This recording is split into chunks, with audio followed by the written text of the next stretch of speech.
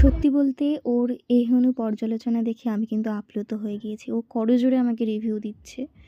মানে সত্যি অবাক, অবাক করার একটা বিষয়। আমি তো মানে একটু শকড হয়ে গিয়েছিলাম।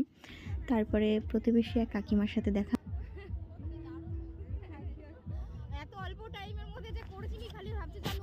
তারপরে ছিল কয়েকটা পার্টি মেকআপ, সেগুলো কমপ্লিট করে আবারও সবাই মিলে আমরা চলে গেলাম ব্রাইডের উদ্দেশ্যে, ব্রাইডকে দেখার জন্য। আর গিয়ে দেখছি স্ক্রিনে আমারই করা লুকগুলো, যেরকম বৃদ্ধি, আশীর্বাদ, এগুলো স্ক্রিনে দেখা যাচ্ছে আর খুব ভালো লাগছে।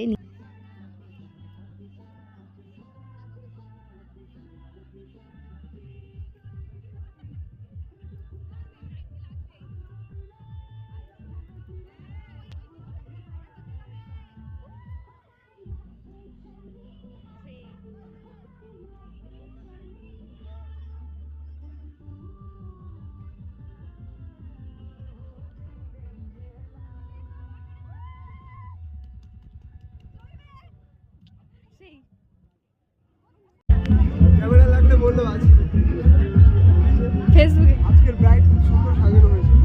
Thank you.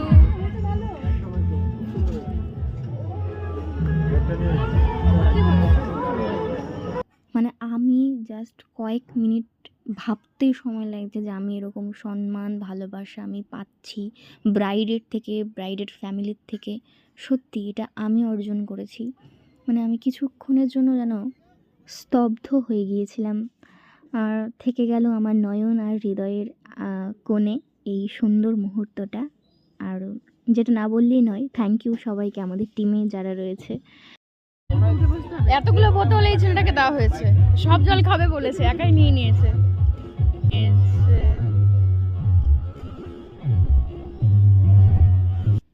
তারপরে যেটা হয়, খাওয়া দাওয়া করতে বসে পড়লাম। আর বেশ অনেকটাই রাত হয়ে গিয়েছিল, প্রায় 11টা, 11:30 নাগাদ আমরা খেতে বসেছিলাম।